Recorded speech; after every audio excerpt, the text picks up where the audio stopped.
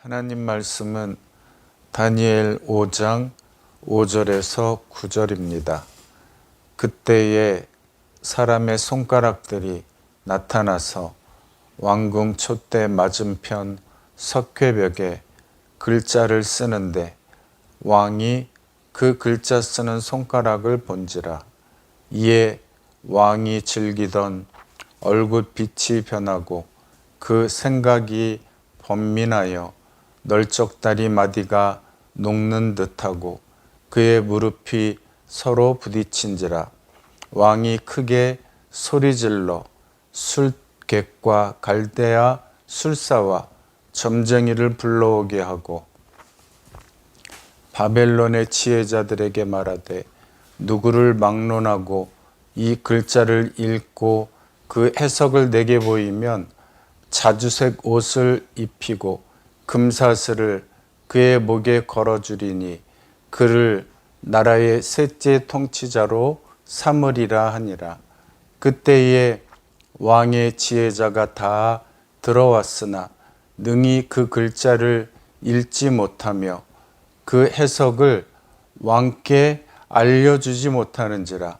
그러므로 벨사살 왕이 크게 번민하여 그의 얼굴빛이 변하였고 귀족들도 다 놀라니라. 아멘. 벨사살 왕은 느부갓네살 왕의 외손자입니다. 여기서 부친이라고 표현을 했는데 보통 왕의 조상을 향한 존칭의 의미로 쓰였기 때문에 부친이라고 표현을 했습니다. 할아버지 느부갓네살 왕이 하나님의 심판을 받아서 7년 동안 정말 짐승과 같이 비참한 생활을 하게 되죠. 하나님의 은혜로 다시 왕권이 회복되었습니다. 이러한 느부갓네살이 교훈이 벨사살 왕에게 적용을 시켜야 되는데 벨사살 왕은 그러한 교훈을 삼지 않는 어리석은 왕입니다. 나라의 현실을 볼까요? 지금 메대와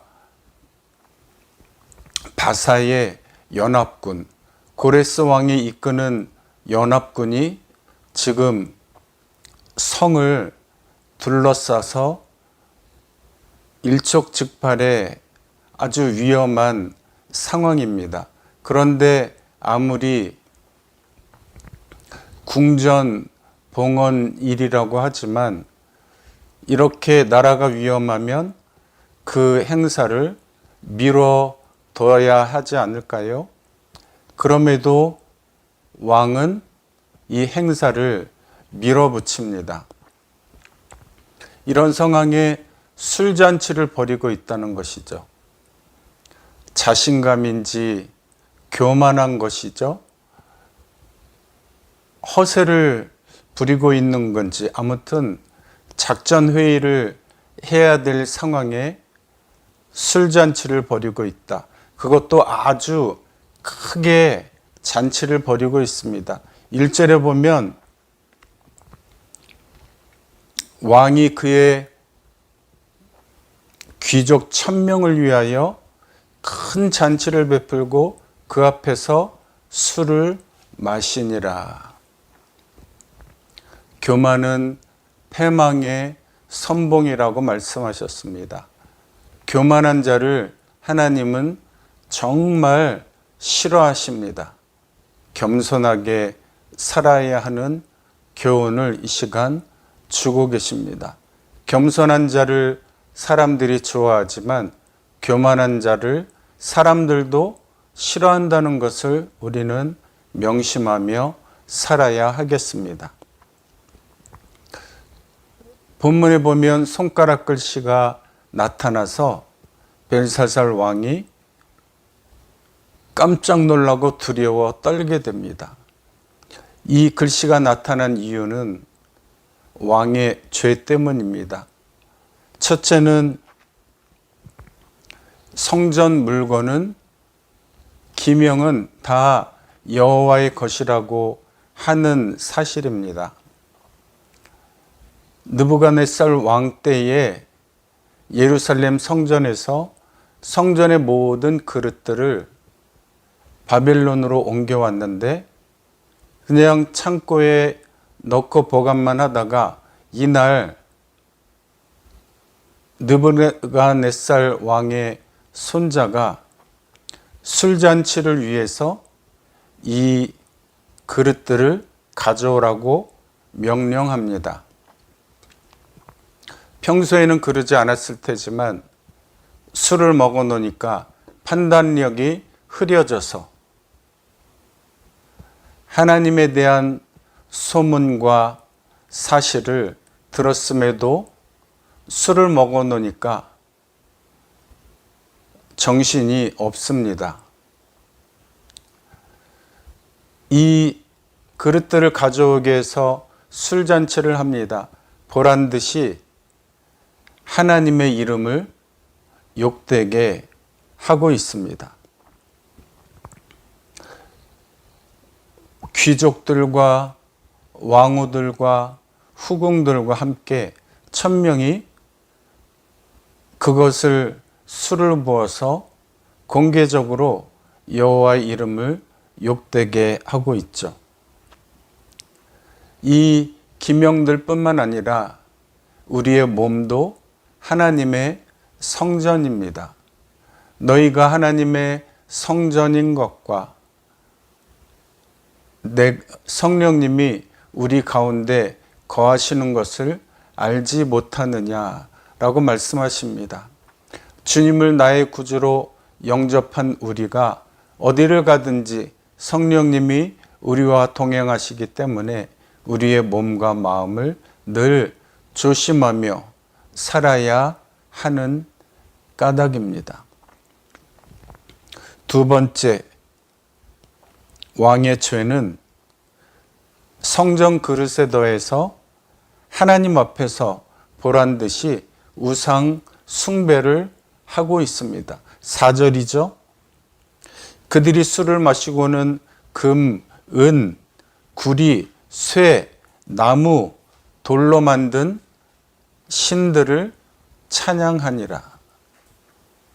벨사살 왕은 하나님의 이름을 알고 있습니다. 그래서 그 그릇들을 가져다가 여호와의 이름을 욕되게 하는 것도 부족하여 이름 없는 신들을 찬양합니다. 또 교만했습니다. 22절에 다니엘이 벨사살 왕을 책망하는 내용입니다. 왕은 그의 아들이 되어서 느부갓네살 왕의 손자가 되어서 이것을 다 알고도 다 알고 있으면서도 이렇게 우상 숭배하고 교만했다라고 하는 말이죠. 아직도 마음을 낮추지 아니하고 도리어 자신을 하늘의 주제보다 높이고 그의 성전 그릇을 왕 앞으로 가져다가 왕과 귀족들과 왕후들과 후궁들이 다 그것으로 술을 마셨다. 그리고 보지도 듣지도 알지도 못하는 신들을 찬양했다. 도리어 왕의 호흡을 주장하고 왕의 모든 길을 작정하시는 하나님께는 영광을 돌리지 않았다라고 벨사살 왕을 무섭게 책망하고 있습니다. 이러한 책망을 들을 때 우리의 자세는 하나님 앞에 엎드려 회개해야 합니다.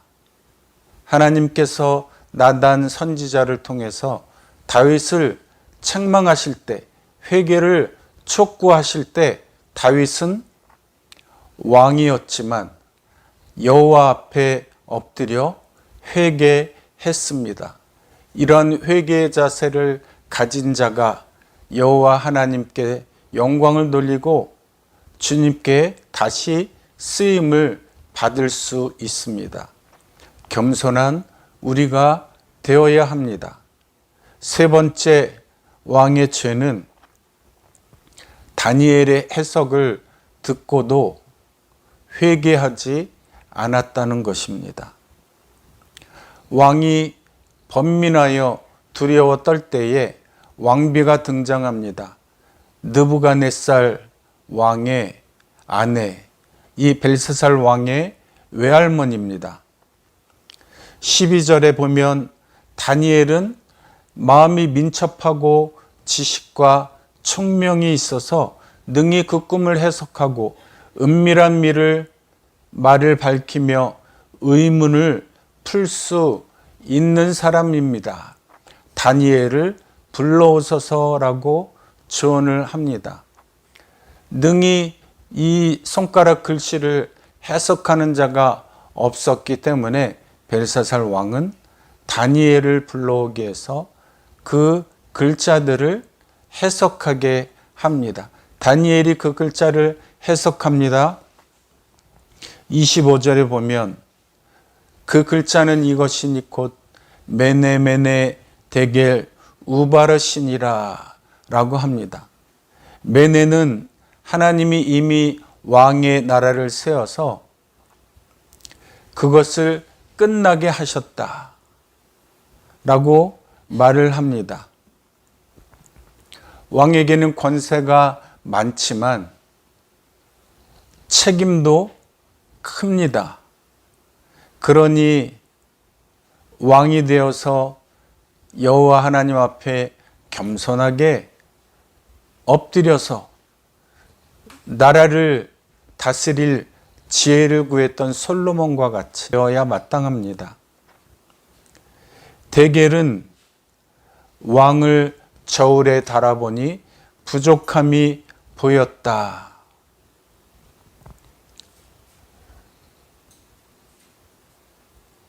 우리가 늘 몸무게를 잴 때 쓰는 저울이 고장난다면 어떻게 되겠습니까? 몸무게를 알 수가 없죠. 내가 지금 비만으로 가고 있는지 아니면 살을 너무 빼어서 몸의 균형이 맞지 않는다든지.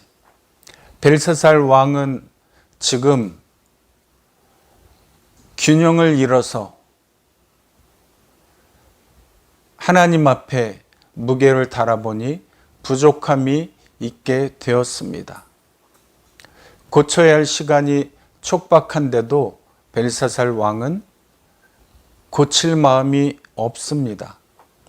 세 번째 베레스는 우바르신의 수동태 분사형이라서 우바르신과 베레스는 같은 말입니다. 왕의 나라가 나뉘어서 메대와 바사 사람에게 준바되었다 함이니이다.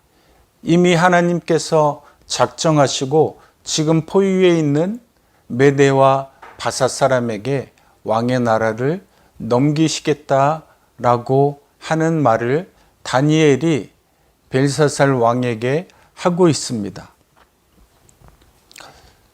이렇게 다니엘이 하나님의 분명한 뜻을 말하여 회개를 촉구하는데 이 왕의 반응을 보십시오.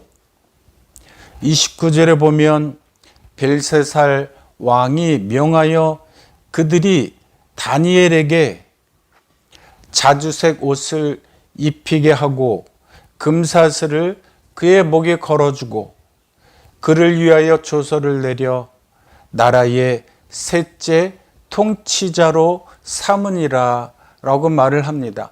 약속은 지켰지만 하나님께 회개했다는 내용이 없습니다. 셋째 통치자로 삼지 않아도 되는데 회개만 하면 사는데 회개를 끝내 하지 않았습니다. 죄는 눈 굴리기와 같습니다. 멈추지 않으면 눈덩이처럼 죄가 불어나서 걷잡을 수 없이 커지는 것이 죄입니다. 죄는 불의 번짐과 같습니다. 작게 시작을 하지만 작을 때에 끄지 않으면 걷잡을 수 없이 불이 번져나서 그 작은 불이 커다란 산을 홀랑 태우게도 되고 그 작은 불이 아주 큰 건물의 물류 창고들도 홀랑 태워버리게 되는 무서운 것이 불의 번짐이죠. 죄가 이와 같다는 것입니다. 또한 죄는 불의의 혀와 같습니다.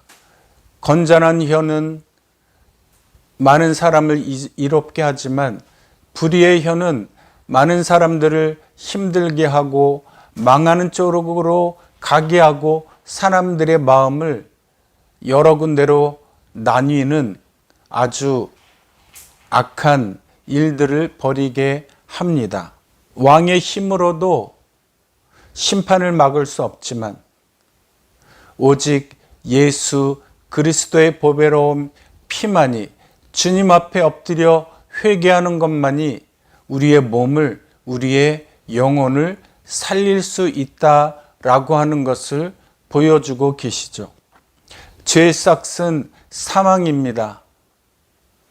한 번 죽는 것은 정해진 일이고 그 후에는 반드시 심판이 있다라고 주님이 말씀하고 계십니다. 벨사살 왕은 손가락 글씨가 나타나자 무서움에 떨었지만 그것으로 끝. 회개는 없었습니다. 회개할 시간을 놓치면 영원히 회개할 수가 없습니다. 우리에게 회개할 기회가 주어졌을 때 하루해가 지나기 전에 회개하여 하나님께 다시 쓰임을 받는 우리가 되어야 합니다. 하나님이 나를 불쌍히 여기시고 긍휼히 여기실 때 회개할 기회를 놓치지 않고 주님 앞에 회개하는 지혜로운 복된 여러분들이 되시기를 바랍니다. 즉시 회개합시다. 성령의 충만을 구하여 주님과 동행합시다. 하나님을 가까이 하면 하나님이 나를 가까이 하십니다. 하나님을 구하면 하나님이 우리에게 모습을 보여주십니다. 오늘을 넘기지 말고 회개하여 주님의 복된 사명 받은 것을 온전히 이루어서 주님 나라 갔을 때 주님께 책망 아닌 칭찬을 듣는 저와 여러분들이 되시기를 주님의 이름으로 축원합니다. 아멘.